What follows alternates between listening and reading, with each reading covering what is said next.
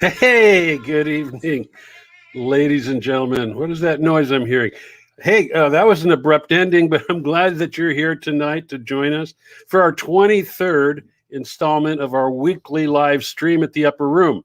And we're back live this week. The last 2 weeks we'd had some replays of we'll see. Last week we did Jeff Allen, comedian, and the week before we re-aired my interview with Phil Kagi, which we did in Nashville a couple months back.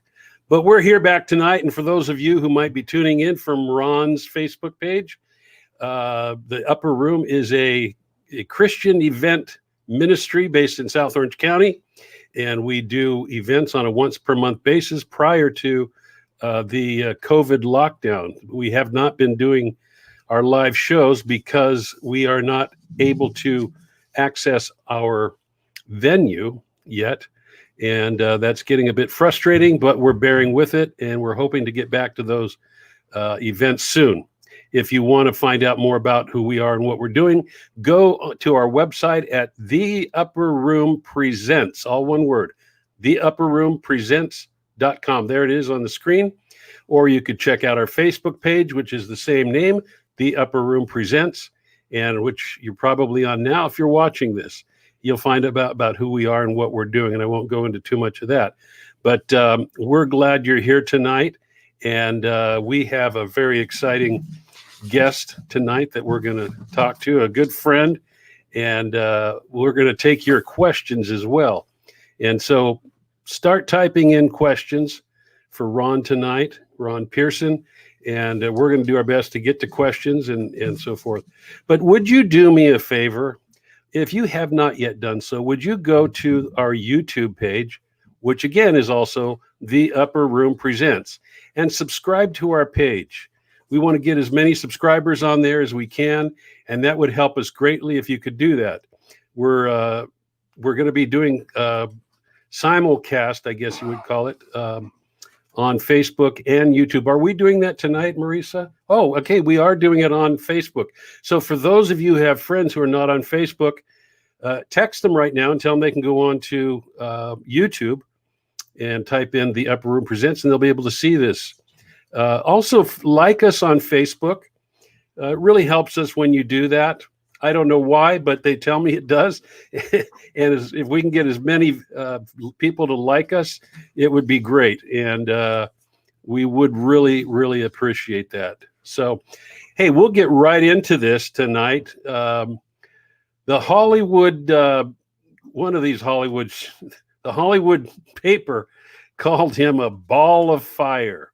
The LA Times said, "I laughed so hard, my jaws ached." He's a member of the prestigious Magic Castle in Hollywood. He's a juggler, he's a comedian, and he's also a very dear friend. Would you welcome to live stream at the Upper Room, Ron Pearson? Hey, buddy. He's sequestered. Am I allowed? Can the virus get through the internet? I'm not sure. They say That's it's right. like 1 micron, and I don't know if that'll make it through. Am I allowed to take this off, or are you okay? I'd prefer that you keep it on. Okay. Because I'll tell you one of the things that just drives me crazy right now. I just got back from an out-of-town trip. Yeah. And I went up to, well, this happens everywhere, but I'll just use this as an example.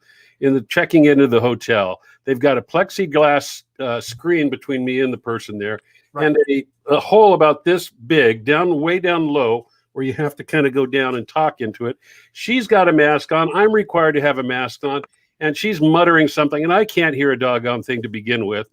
And I'm just saying, I can't hear you. I'm sorry. And I go down there, and I try to listen. Is that driving you crazy too right now? I'm deaf in my left ear, 90%. Are you? 30% in my right ear, and I need to read lips. So I have a really hard time. Yeah, well, I'm having a hard time reading your lips right now. Hey, have you lately been walking down the street and then you're just like, what is that smell? That's just, oh, that's me inside the mask. Wow, I need to brush my teeth pretty badly. Hey, so have you done anything since COVID started? What have you done since COVID started to kind of make life? Did you do any goals, any projects, anything? Did you say to yourself, I'm going to take advantage of this lockdown and do this? I'm not that ambitious. Oh, gee, come on. Come on. I wish I was, but All right. well, I don't know. I seem to have gotten a lot of stuff done, but I don't know. I didn't actually set out any goal. You have. Hey, I'm supposed to be interviewing you tonight. Well, I had a goal. What was your goal? One of them was. Oh, look at that! Oh boy, stash. You look like stash. That's a what's that guy? That Mexican and oh, what's his name? Well, it's kind of like Yosemite Sam. Well, there that one too. Quick impression. It looks good. CHP 1977. Oh, look at you! Yeah, you know dude. How fast you were going, sir? You look just like it. It's great. Actually, my goal is to get it. You want to do it twisted in? On. You can see it hint. It's hinting. See? Oh, look at that. Yeah. That part. Oh, yeah. Different look. Yeah. Oh, it's a 1922 pitcher for the Chicago White Sox. You're a very good-looking man. Has anybody ever told you that? Well, that's very nice, but I wish a woman would say that instead. Yeah, I know. I appreciate that. Oh my gosh! Hey, going back to the mask thing, have you been mask shamed yet anywhere? Huh? Have you been mask shamed? Haven't we all? It's hard to remember. It's kind of a badge of honor, isn't it? And you start walking into someplace, and you're like, "Oh yeah, I forgot." Oh, I know. I forgot. It's crazy. I think the craziest thing that I've seen is I was out somewhere a few weeks ago on a boat, and we were going one way. A sailboat was coming in from another direction, and there was 3 people on the sailboat. Right. There was a mother, father, and a young child. Right. In the open air. Yeah. Maybe the parents were in their mid-30s. The kid looked like maybe he was 8 or 9, 10 years old. Yeah. All 3 of them had masks on. So responsible. I mean, yeah, come on. It's like, wow, really? So, well, I don't know. Let me tell you something. When it first started, my wife was hunkered in, and stuff gets delivered to the front porch. We go out in gloves, masks, wipe it off with wipes, discard the boxes, bring it in. I mean, a germ could not survive. Yeah. Let's just give you a little perspective. My mom was born in Watts, California. Was she? 226 West 112th Street, 1932. Uh-huh. Okay. So my great-grandfather built the home. And when she was born in the house. They didn't go to the hospital then. Yeah, but sure. They had her born in the shack in the backyard. Did they really? Why was that? I'm guessing because they didn't want to get the house messy. Well, it could be. Live birth could be a little bit messy. Talk about a difference in, who's going to survive and not survive. They had her in a shack in the backyard. Yeah. But why is it always on movies, TV, or shows when somebody's going to have a baby and they have to have it at home? They always say, "Would you get some hot water and towels?" Yes. It's like that's because they want to make tea and cover it so you don't get a tea stain, because nothing you is can't worse get a than tea stain. That's right. Otherwise, what are they going to do with all these towels and this hot water? It's so funny. Story about my daughter's birth? Yes or no? Yes. Good. So we were at Cedar Sinai, and we're sitting there, and you're going through all the contractions, and I'm trying to be the good husband sitting there, and I hear this is a true story. I hear the doctor goes, hey, 1 or 2 more sets of contraction, we're going to have a baby here. So in my mind, I'm like, okay, this is it. I got to see if I'm truly a funny comedian or not. Uh-huh. So I lean over. Why not? That's what I do. What you do. I lean over my wife. I start going, having my baby. What a lovely way of saying how much. And she starts laughing. Did she really? The doctor starts laughing. The nurse starts laughing. And then the doctor makes a joke. Then the nurse sits there, and the nurse goes, "Boy, this poor kid's going to grow up going, my dad's so embarrassing." And then my wife gets the final joke in. She grabs the nurse's hands and goes, "But it pays the bills, sweetheart." That's right. And then my daughter was born literally a minute or two later. I Well, mean, that had to put some pressure to help push, right? yeah. Laughing. Well, it's you know, you hear all these stories about like it's the craziest day. It was probably my wife's favorite day of her life with the birth of both the kids, and she went with a partial epidural, so she felt, but just we had fun and we created that environment of fun. I think it annoys them now that the kids are older. If childbirth can be fun, you made it fun, right? Yeah, yeah. I tried to top it on my son. Yeah. And didn't get as big of a laugh. Made me laugh.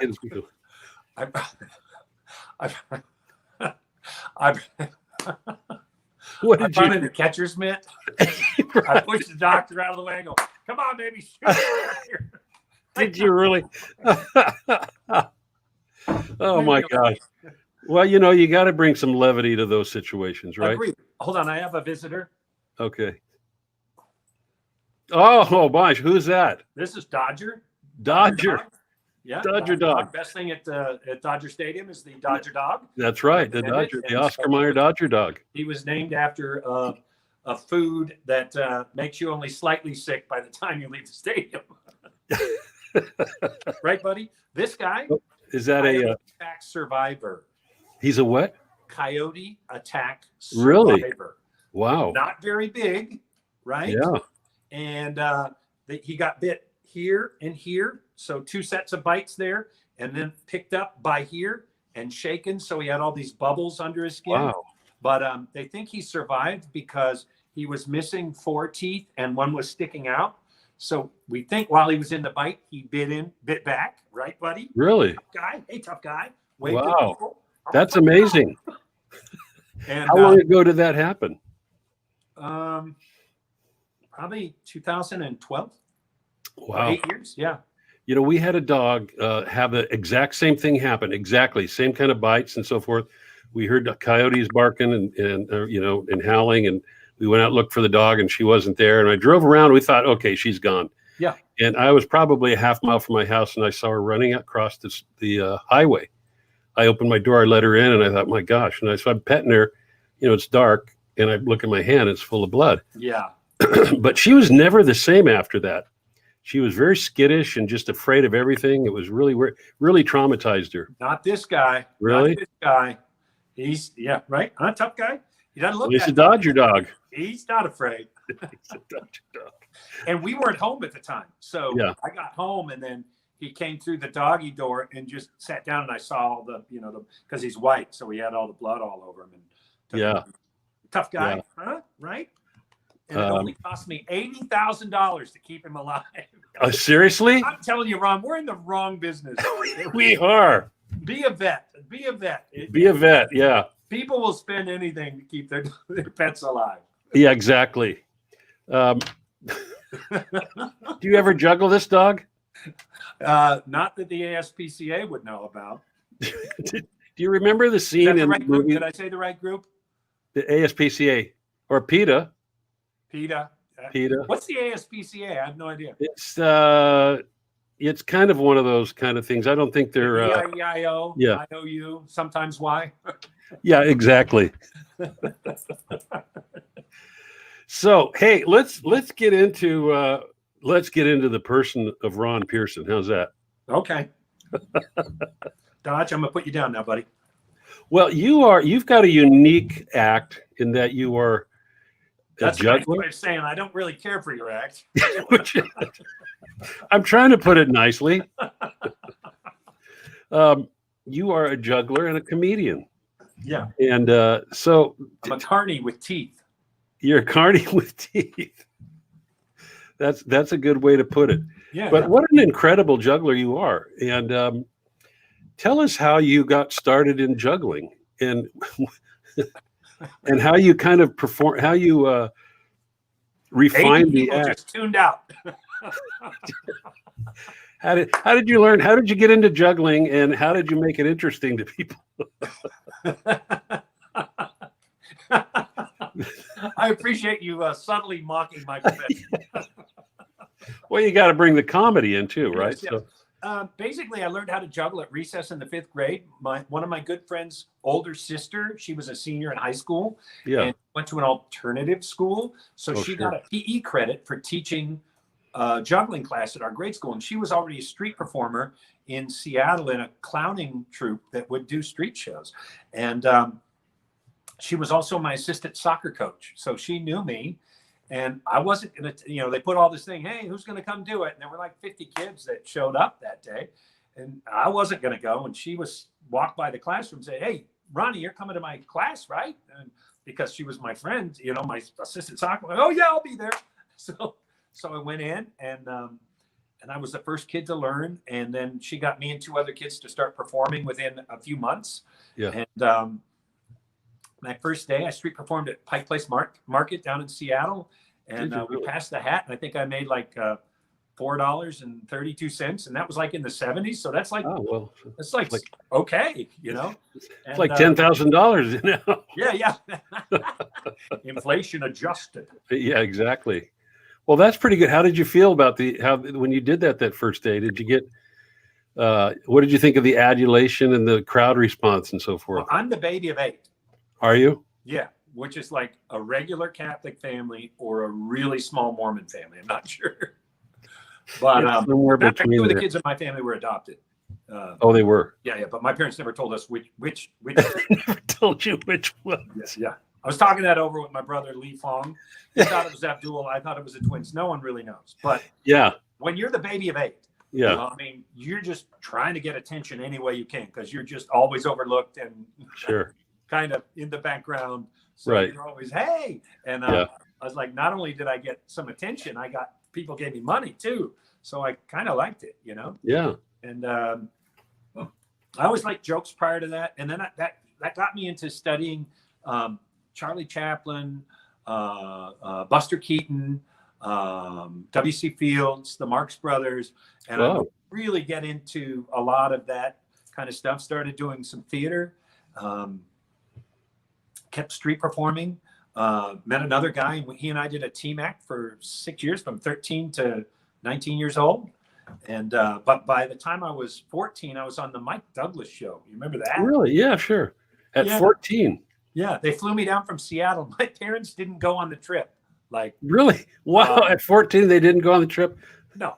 There was a couple other adults on the trip, but they didn't know him very well. Like, well, go? Sure. Well, you were the youngest of 6. They probably didn't even know you were gone, right? Baby of 8. Yeah. Hey, when I was 16 or 15, they were gone on vacation, and it was like the 4th or 5th day before I even figured out they were gone. Is that right? Yeah, because all these phone messages kept piling up. The same people. And I go, I'm leaving them messages. My guess, they're on a trip. By the time, look, the first baby, right? The first baby, they drop the pacifier. Oh, sure. It's boiled. It's put in a hermetically sealed in a room until for 9 months till everything dies off. Yeah. Another kid, you could be at the LA County Fair, drop something. Oh yeah. It's fine. Just pull the gum out of it. Yeah, just pull the gum. You know what? My wife and I go to LA County Fair all the time for years. Yeah. And one year we went down to the Orange County Fair. That's your fair, the Orange County Fair. Yes, that's right. The band we liked that we loved. And, we were walking. What was the band? And I'm like, man, if I was a production designer on a movie or on a TV series, I would design the fair to look just like this. You could drop some food at the Orange County Fair and go 5-second rule. I'm good with that. Really? LA County Fair, you drop something. I mean, you're going to have hepatitis C, hepatitis A, hepatitis D, L, M, K. You're gonna have some problems. So you're saying the ground was cleaner at the Orange County Fair? I'm saying everything was cleaner. The people, was it really? The carnies had teeth. The carnies actually had teeth. The carnies had teeth. Well, you're not endearing people in LA County tonight, nor are you endearing yourself to the carnies. Hey, you Orange County people, you're like you Hey, you want to come up and visit me up here? Oh, I don't know. That's LA County. I'm not so sure. It's dangerous up there. It's a little scary. That is And true. besides, they lock the gates at 8, so I That's true. You can't get past the orange curtain after 8 o'clock, you know. Well, between that and well, especially now, you know, you don't want to go up there, but you guys have open restaurants. We have to eat in the street. They actually put they put barriers out, so now you're out in the street eating. Oh well, they're doing that here too. You know, I mean, you still can't eat. It reminds me of my early days street performing. Yeah, exactly. I'm gonna eat in the street. Yeah. Well, I grew up in LA County as well, but going up there. Do you have PTSD? Well, I grew up in a tough area actually. Were you in El Monte? El Monte. No, I grew up in Pico Rivera. Do you know where that is? Yeah, and it was a tough area, but I've been in Orange County for since '86. But I find myself, unless I need to go to LA, I don't go there. Of course, why would I go there if I didn't need to? Yeah. So and 86 is also the number that they say when people die. Is what? He was 86. That's right. But yeah, there's a difference, I guess. Well, LA's older, and the LA County Fair is older, and so I'm just trying to sweep up your mess here, buddy. Love the people in LA County. Hey, comedians call out the truth. They do. You don't need to whitewash it. We know. Drive up I-5. Yep. Or drive down I-5. It changes dramatically the second you hit county line. That is true. It's wider. It's cleaner. It's wider. It's cleaner. It's newer. And you know what else? There's no billboards in Orange County. On the roadside. You get into LA, and then you're just hit with millions and millions of big old billboards. Yeah. Advertisements. Yeah. So, what are you going to do? This is California, right? Right. We don't want to even go there right now, do we? I'm going to drive to Orange County so I can eat in a restaurant. Yeah. Because here's the deal. It's starting to get a little colder outside at night. Yeah. What are they going to do? Yeah. Yeah. I don't know. This is just a crazy. Heat lamps. Heat lamps. Yeah. Yeah. Well, those are bad for the environment. So, all right. We won't. Move the restaurant closer to the fires in the hills. Yeah, that'll do it. That'll warm you up. Ooh, my meat is smoked. This is fantastic. Oh yeah. Well, my wife has always got to be near the heater at an outside dining area. So yeah. you know how that is. So you went on not Merv Griffin, but Mike Douglas at 14. How did that go? Wonderful. Look, I'm a teenage kid in the middle of Seattle who doesn't get any attention from his older brothers and sisters. And all of a sudden, they fly me down. I have a limo. I have a suite in the Hollywood Hyatt right next to the Comedy Store. I remember looking out going, what is that place? Little did I know I'd end up in LA working in the top comedy clubs. No kidding. A little roundabout in life. And on that episode, it was Mike Douglas, B. Arthur, Sonny Bono, Charlene Tilton, and me, and the Commodores. Like that would be a good show today. Like all those names today, right? Was that the Commodores with Lionel Richie? With Lionel Richie. And listen to this story. Do we have a minute? We have a minute. I find God is amazing because he puts everything in a circle. Like, they say the circle of life, but it's really fascinating how things connect up later in life and how life does. So that was like, of my teenage years, probably the best day of my life. Hanging out all day with the Commodores in their dressing room, teaching them how to juggle. Really? Right. Charlene Tilton, I thought was amazingly gorgeous. Oh, yeah. She's talking to me. Sonny Bono, I had been a fan of since I was a little kid. I'm a comedian, so I would pick on him. He'd pick on me. That's the coolest thing. We're totally taking each other apart verbally. It's so fun. Really? And, and it even highlighted me even being on the show. Like, I remember that part, but my memories go to hanging out with these people when I was a kid. Like, wow, this is amazing. And how was B. Arthur? No comment. I never got that whole thing with her. Yeah. Very interesting. I just won't comment. If you're not going to Okay, say, we'll don't leave say that anything. there. Be Arthur. Talented actress. I would say she that. is a talented actress. Yes. We'll give her that. But time goes on. I end up in Los Angeles. I'm in my mid 30s and I'm on a TV series called Malcolm and Eddie with Malcolm Jamal Warner and Eddie Griffin. Right. So I spent 2 years as the bartender in that show. Right. And Eddie always had this entourage with him. So we're rehearsing 4 days a week. So I'm with him a lot. And Eddie brings in all these extra people. He brings in a couple bodyguards, a driver, a couple girls, several guys, and they're all, and sometimes we go out at night, the whole group, and we'll be out till 3 a.m. And so I kind of get to know these guys, but after a while you're like, does anybody have a job, or what do these people do? And one night during the very end of the run, Eddie does a big show at the Comedy Store with Shaka Khan and Big Boy, the famous LA DJ, and Eddie. And I walk in the Comedy Store that night, and he's broadcasting it for the internet as well as live. It's one of the first shows to ever be actually sold as a broadcast, which is pretty interesting. He was kind of a pioneer in that. That was 1998. Yeah. And so we go in, and Eddie's got a band on stage, and they're amazing. I'm listening to him going, these guys are amazing. And Eddie does a perfect Bob Marley impression. And I'm looking at the band and I go, wait a minute. He's in the entourage. He's in the entourage. It was the whole, now I go, oh, it all makes sense. Why these guys hang out with us for 2 years every day. Right. They're all amazing musicians, and Eddie works with them. So turns out that the drummer was Bob Marley's drummer.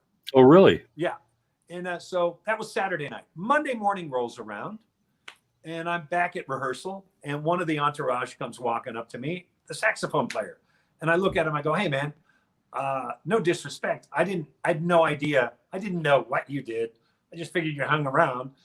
You're an amazing saxophone player. He goes, thank you very much. I go, I worked with Earth, Wind, and Fire at Caesar's Palace with them for a while. He goes, I know those guys. I go, I work with Nathan and Marcel East, who work with, Phil Collins and every major star. And he goes, I know those guys. He goes, I'm in a band called the Commodores. I go, wait a minute. Were you on the Mike Douglas show in '79? He goes, you were the kid. You were the kid. Is that right? You were the kid. You taught me how to juggle.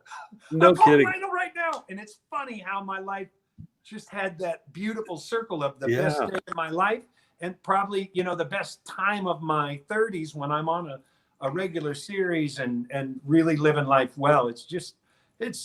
I feel really blessed. Yeah, that's great. Now, Yeah. can we? I hope people aren't bored by that story. I enjoy this story. I'm not bored by it, and I don't think anybody that's watching is bored by it. I think it's great.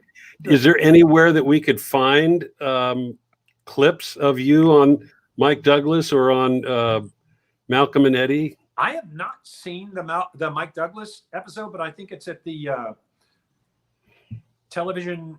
There's in Beverly Hills has a whole museum donated to or dedicated to television, and I believe it's in there. I've been told. My friends were the curators of it. They go, yeah, we'd have it for sure. So as far as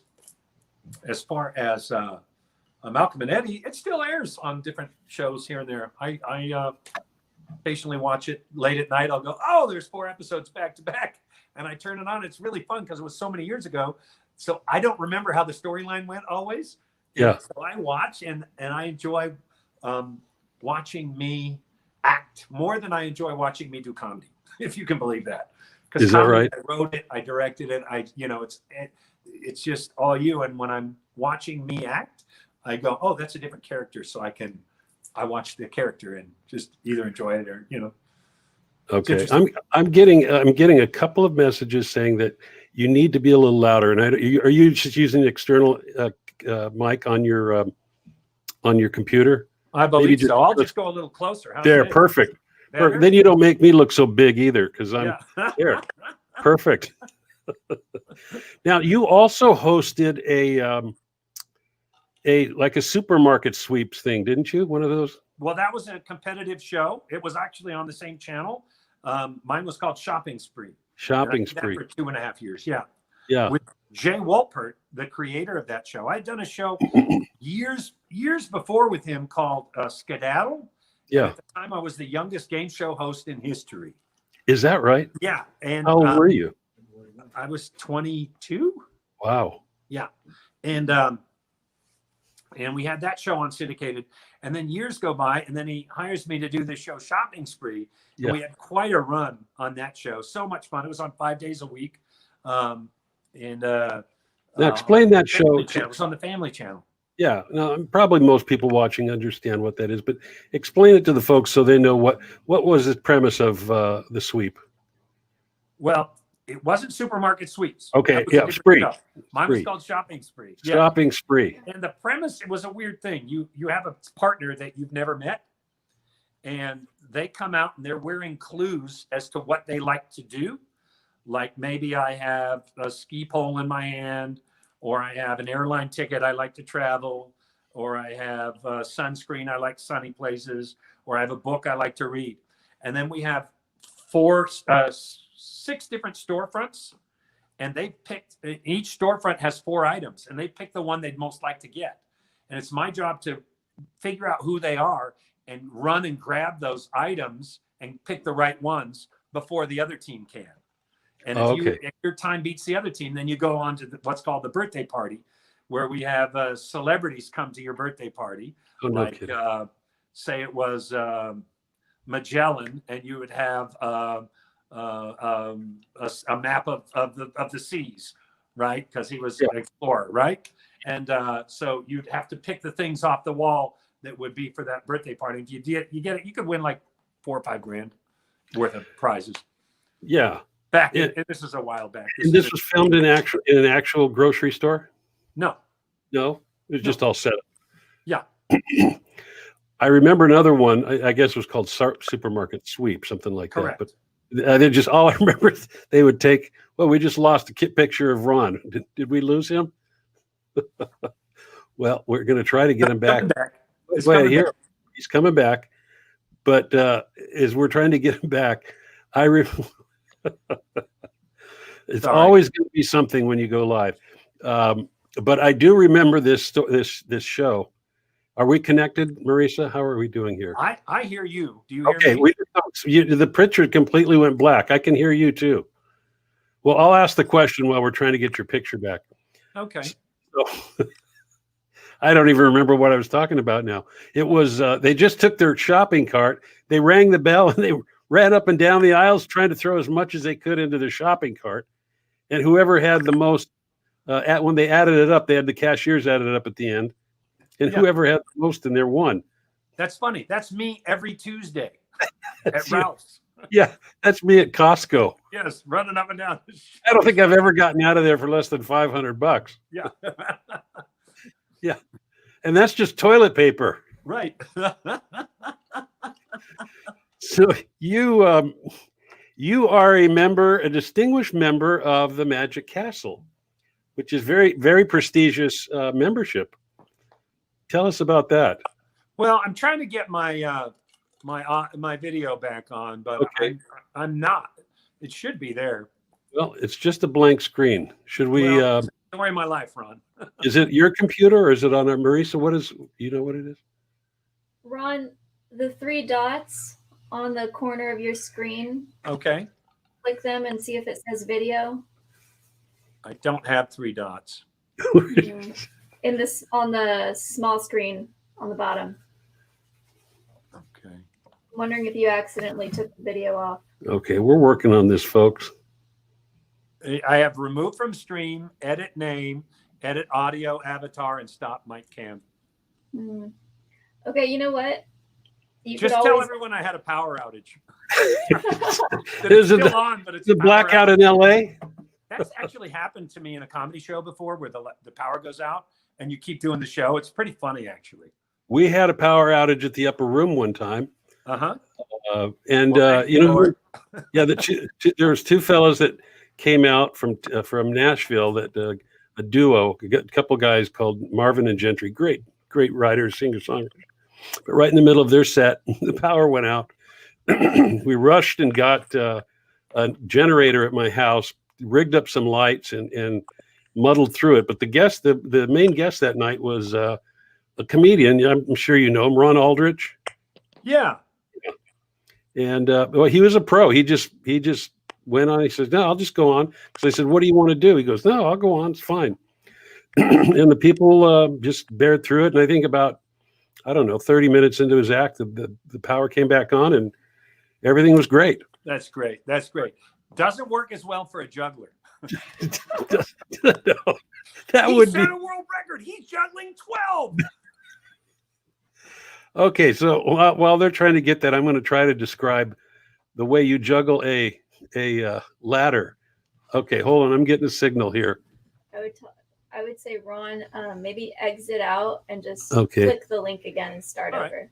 Yeah, let's try that. So now I'm going to have to ad lib here, but Ron boasts, and we'll ask him about this when he comes back, but he actually boasts of, and he does not only boast, but he does do it. He juggles. No, that's not right. He doesn't juggle, but he balances a full 6-foot ladder on his chin. And he did that at the upper room, believe it or not. And it's really quite an amazing feat to see that. Honey, And honey, there, I'm home. you're back. Oh my gosh. Okay. I don't know how much I was going to be able to ad lib. I'm not a pro at this. So let's go back to the Magic Castle, because that's a very prestigious thing to be a member there. And I had the distinction of being a guest of yours there once, my wife and I. And well, what a fun time that was. But tell us about that. Well, actually, when I was performing there, when I was 23 or 22, that's when Jay Wolpert saw me, and that's how I got to be host of that game show. He saw me performing there. And then he and I did the other show years later. And what was fun, just another crazy story. While we were doing that, he sold a movie, his first screenplay called Count of Monte Cristo. This starred Jim Caviezel, right? Yeah. And then he goes, well, during our final season, he goes, I got this other screenplay. He goes, I think it's going to be really good. I go, what's it called? He says, well, it's called Pirates of the Caribbean. Oh, really? Was he the producer of that? He created it, yeah. Oh my gosh. Yeah. So he actually created the Jack Sparrow character. So anything sold worldwide of Jack Sparrow, he gets. Is he still alive? Huh? He's still alive, Wolpert? Yeah. So yeah, he's rolling in the dough, I guess, huh? Yeah. Love and Jay. He was actually he was the Jeopardy 1969 grand champion. Really? Yeah. Wow. Yeah. So he was way into game shows. So that's how he and I yeah, well, of course, that's what he was. Wolpert Productions. He was the big game show guy. Yeah. Good memory. Yeah. Well, I know all that useless detail. I don't remember anything that's important, but I remember. Past Ron Strand, I'll tell you that. That's right. I'm on top of it all, man. I'll tell you. So, I was telling the folks while you were reading. Okay, let's see that. Just to prove it's true. Just to prove I can do it. There you go. That's kind of cheap. What? Let me get. Yeah. What? Oh, here we go. Hold on. Whoa. Oh yeah. Boom. Hello. Do you have a ladder nearby that we could do? I wish. I tell you what I will do. Hold on. Oh my goodness, my wife's gonna be upset. Uh-oh. Something happens to this chair. Can y'all see me? Yeah, we can see you. Yeah. Yeah? Yeah. Let's see if we can make this work. Okay. Look at this, folks. He's going to balance a chair on his chin. Look at that. Oh, my gosh. Oh, wait. Who wants gum? Does anybody want some gum? Got some gum. Wow, we got gum on the bottom of the chair. Not a good sign. Oh, my gosh. That's great. I'd like to thank Jay Leno for teaching me how to do that trick. Was that in the shot, the whole thing? That was in the shot. We saw it, and it was absolutely incredible. Good news. Good news. Yeah. Now, teach your kids to learn useless tricks like I do. Who needs school? You stay in school or no? Games list at the University of Washington studying business finance, and I dropped out to do this. Sometimes we make bad life choices, Ron. That's right. Well, you don't. Yeah, you do, and you never know where it's going to lead. You never know. That's How'd true. you get into your business? Well, my gosh, that was actually. Wow, we stumped the panel on that one. Wait a minute. Wait, I'm supposed to be interviewing you here. But people love you, and we want to know more about you. Nah, they don't want to know about me. Yes, the man. Hey, I feel like I'm talking to Bill Barr. You look like Attorney General Bill Barr with this. Yeah, I got to just get that serious look on my face, right?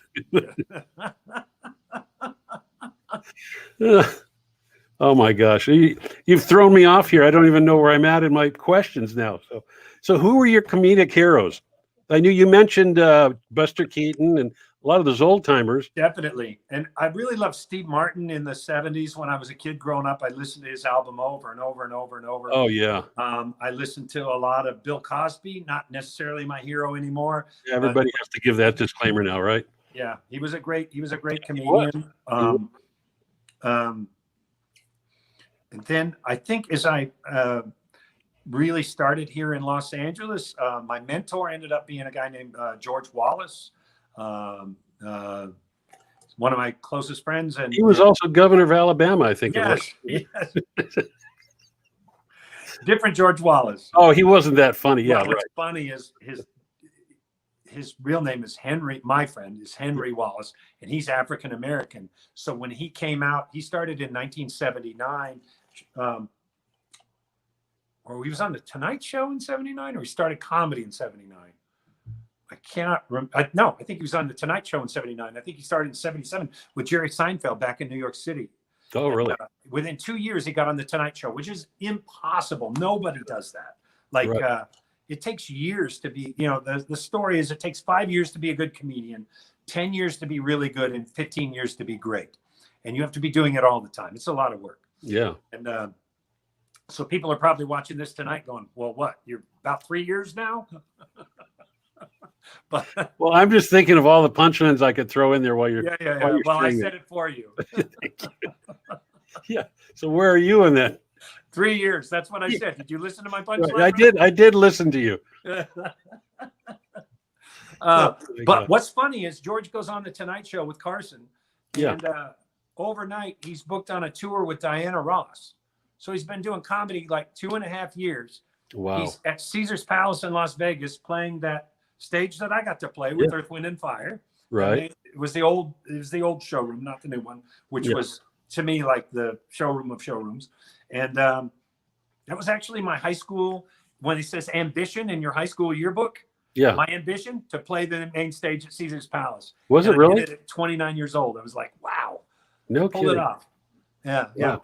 It was pretty cool. And but so George is with Diana Ross, and he goes, one morning I wake up at Caesar's, I walk out to the billboard, and it's George Wallace and Diana Ross, and he goes, and there's a thing called billing in show business, who gets top billing and bottom billing, and who gets, and the size of the letters, they actually measure them, and it's like 50%, 25%, 75%, or 100%. George had 100%, same size as Diana Ross. So it was George Wallace and Diana Ross. No kidding. And he goes, I walk out, I look at that, and he goes, well, I guess I did that. Maybe I should do another career. Like he felt like he hit the peak within 2 years. It's like, it's amazing. So he's kind of been my mentor, and mentors are important. Did you have a mentor in life? Again, you're really good to interview. I'm pretty boring, You are not. You're one of the most interesting guys I know. Well, thank you. Yeah. I had mentors, but they're all in prison now. So I do correspond. Can you see the anklet on my? Is the anklet showing up? Yeah, that's right. I think it just beeped when I went over by the front door. Yeah, we do still correspond by pen pal. Yeah. Did you have a mentor? Well, I had different mentors in different, parts of, I started early on. I was in the ministry as a youth pastor, and mentor was the senior pastor over me. How old were you when you were a youth pastor? Well, see, now you're interviewing me again. I was No, I'm 20. fascinated. I didn't know this about you. I just keep giving it out, don't I? You're I a was gift. 20. I was 22 years old, and I was a youth pastor at Calvary Chapel of Whittier back in the mid 70s. Yeah, and yeah, so that's me. And Did you go to seminary, Bible school? I went to Bible college. I didn't go to seminary, and the story gets a little bit crazier from there. But Did you we'll go to save that. regular college first?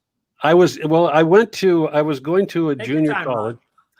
Yeah. How are we turning this around? Wait a minute. We're seven. do We this got for a 15 living. I minutes know what left. I'm We want to doing. try to get to some questions here. I'll tell you what. Let's do Where this. did you go to college before? I you went. Well, I went to. It was called Southern California College then. It's called Vanguard University now. Vanguard? in Costa Mesa. Yeah. Wow. It's Assemblies of God. I had to sign a little thing saying that I would not dance. While I was there. What are you, Nazarene? How dare you? Well, yeah, that's a pretty strict code of conduct there. And I said, well, I don't even dance well, so I don't think I'll be dancing. But I think they've loosened up. My wife was Nazarene in Texas. Yeah. So you couldn't go to the movie theater. Yeah. You couldn't dance. You couldn't definitely not go to a nightclub. And Yeah. she marries a nightclub entertainer. Okay. Genius. Yeah. Oh, my wife was pretty naive. Yeah, she grew up Assembly of God, and Where did you meet her? well, I met her when I was in the ministry. Actually, she was coming to my college age young adults ministry. Oh, yeah, and I can just see you. Let's open up our books to Songs of Solomon. Let's read those tonight. Well, it's just I had to get out of it because yeah, I just had it's you become kind of a celebrity, and Yeah. Well, it worked. yeah, it worked. But anyway, I went a different direction. I started a business. Kathy and I started a business in 1986, and 86 again. 86. There it is again. Yeah, and but I've always done ministry, but I've not made my living at it, Yeah. which I'm very glad that I have not. So, But but everyone's in ministry. I mean, everyone. Well, Every yes, believer, that's true. Even everybody's preaching something, right? Everybody's preaching something. It Whatever depends is first in their life is what they're preaching. exactly. So how has that been for you? Let me turn this back to you now. Let me get my doggies whining. Come here, Dodger. Come on. We're gonna bring Dodger Dog back in. Huh? Dodger dog. Dodger Dog. Yeah. But being a Christian in Hollywood, how's that been in terms of your faith and negotiating through those kind of things? It's not easy.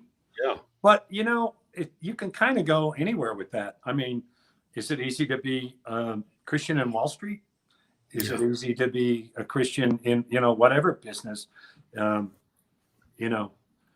all tested, and we all absolutely do a lot of good things, and we all fail here and there in what we do. So my point is, you're just called to be salt and light.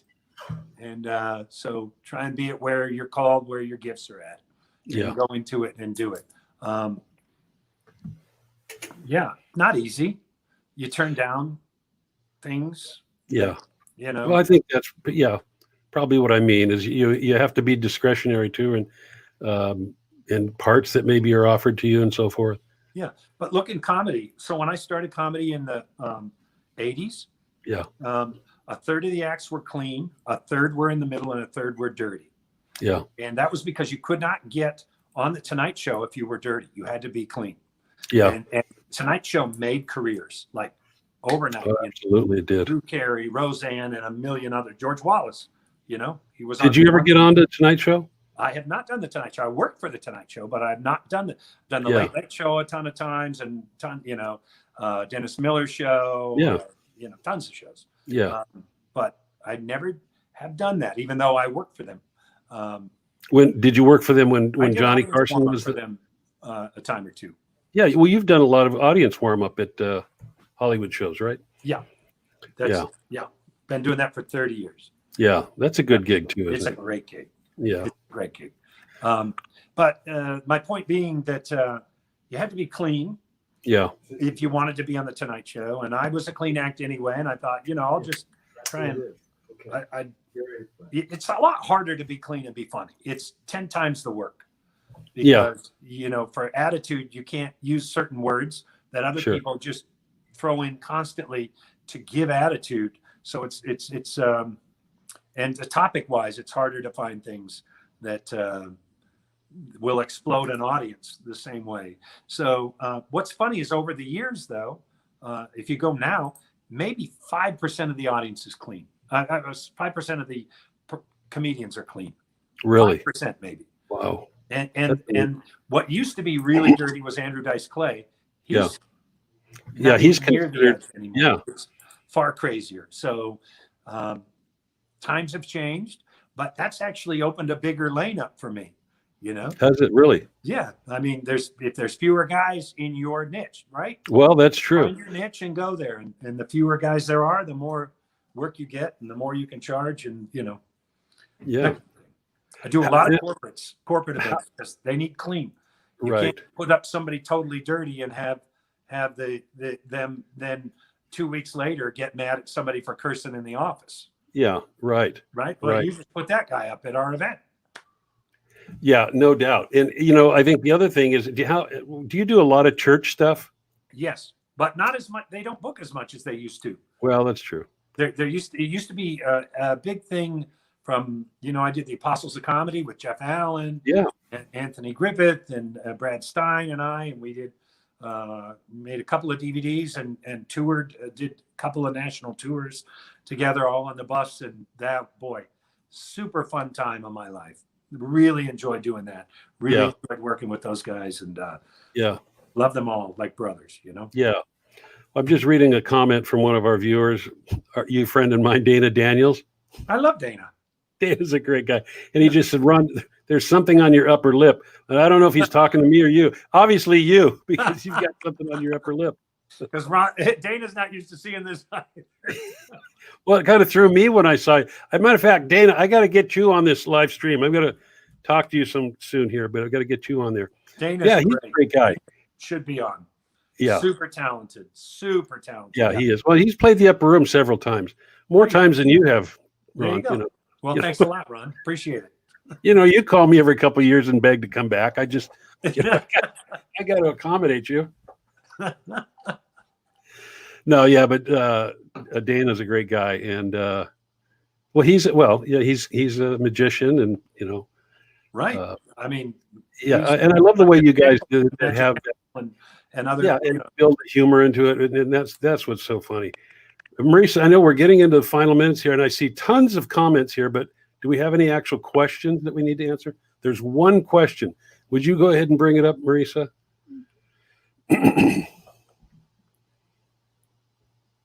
Okay, this is from Ian Hayden. Ron Pearson, what's your favorite acting role? Oh, that's interesting. I really enjoyed being the bartender on Malcolm and Eddie because I played probably the dumbest person on television, which is really fun. And I wish I could go back and redo him and reform the character because I would just stare into space with an open mouth a lot when I was asked questions.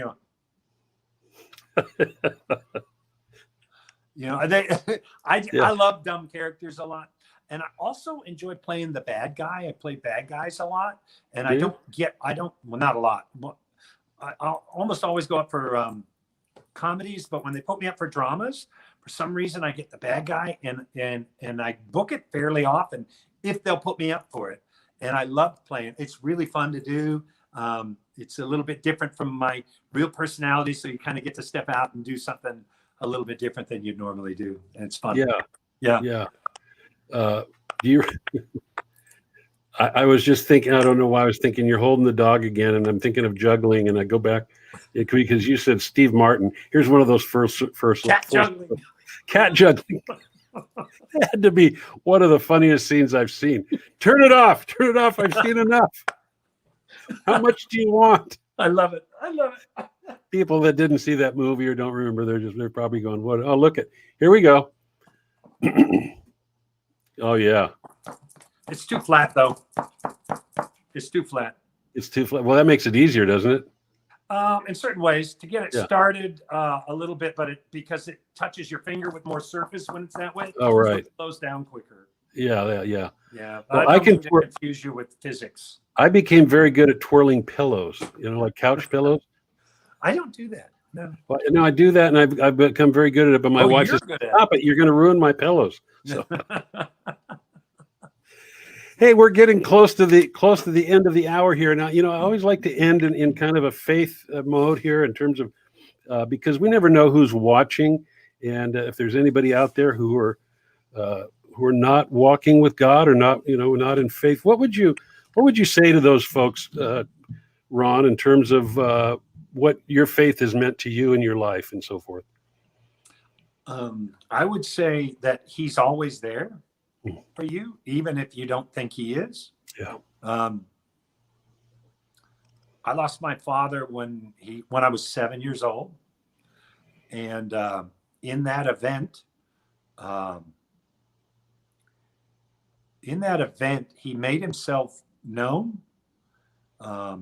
My dad was dying at 38 years old with 6 kids at the time. Oh, gosh. The other 2 were step, and 2 were adopted, actually. But he was dying, and one of his clients was a guy named Pastor Bennett. And Pastor Bennett had written a book called 9 o'clock in the morning. My dad read it, gave his, he went to church, but he was so busy, he didn't really have a full relationship with Christ. And he gave his heart to the Lord, and then he died 2 days later at 9 o'clock in the morning. The title of the book exactly. I have the It wasn't 9:01 or 8:59. It was 9 o'clock, and God gave us that symbol. And then he was a life insurance agent, and we were being sued. The couple that had loaned him $34,000 to start the business worked underneath him. He was the head of the business. They worked underneath. They were about late 60s to early 70s in age. Mm-hmm. And they had $250,000 on him in life insurance. $250,000 in 1972. Wow. Millions now. Yeah. And and my mom was raising 6 kids, didn't have an ability to work a job, and she got only $100,000 to raise the 6 kids. And so they were suing my mom for the $34,000. So that would probably take about half of her money after lawyer fees. Yeah. And my mom was very upset about it. And she heard a voice in the middle of the night. She said it was the most beautiful voice she'd ever heard. She said it kind of sounded like it came across more than the universe. It said, read James chapter 3, verse 5, and then 3. All of the book of James talks about controlling your tongue. Yeah. All of the chapter 3 does. Yes. Like a small flame can start a whole forest on fire. Like a small rudder can turn a ship around. So is your tongue. So my mom took this to believe that, well, I'm going to keep my mouth closed. God's instructing me to do that. I'm not going to lay a guilt trip on this lady. So instead, she took my godfather, who was one of the first lay priests in the Catholic Church, a married man, to do some priestly duties because they were running out of men to do them. And he mediated. And the lady kept getting more angry and more angry. And she got up, stormed out, stopped at the door, turned around, says, how much do you want? And wrote us a check for $3,000. So instead of suing us for $43,000, my mom obeyed what God had told her in the middle of the night and turned that around. So that's the basis to my faith. Yet I have brothers and sisters that got very angry at God. Yeah. They went off into a whole run of drugs and alcohol and things. Half of us saw God's provision, half did not. Yeah. And I just say that no matter what you're going through, he is there, and they've all come back around to it now, but they were angry, and I get it. Life's not easy, but even whatever depth of trouble you're in, he'll be there with you, and he's there, and he shows up in amazing ways. That's what my faith is based on. Yeah, amen.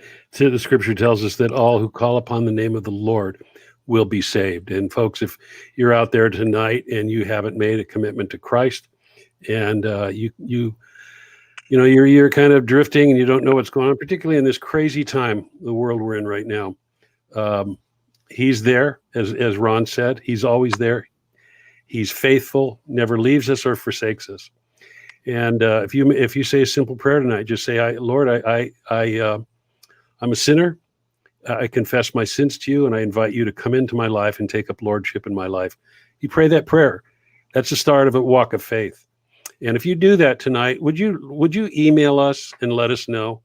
And because we'd like to pray for you, and we'd like to send you a Bible, if that's the case. And there's their room. Just email us at prayer@theupperroompresents.com, prayer@theupperroompresents.com. Because in the end, we laugh and we have a great time because God has given us a sense of humor. Look at Ron there. he's Just how he looks. That's how he looks. He's not funny in his act, but he's funny looking. So that's right. But God is faithful, and no matter what you're going through, He'll deliver you. And so I want to leave you with that. Ron, go ahead. I'll also say you produce fabulous shows.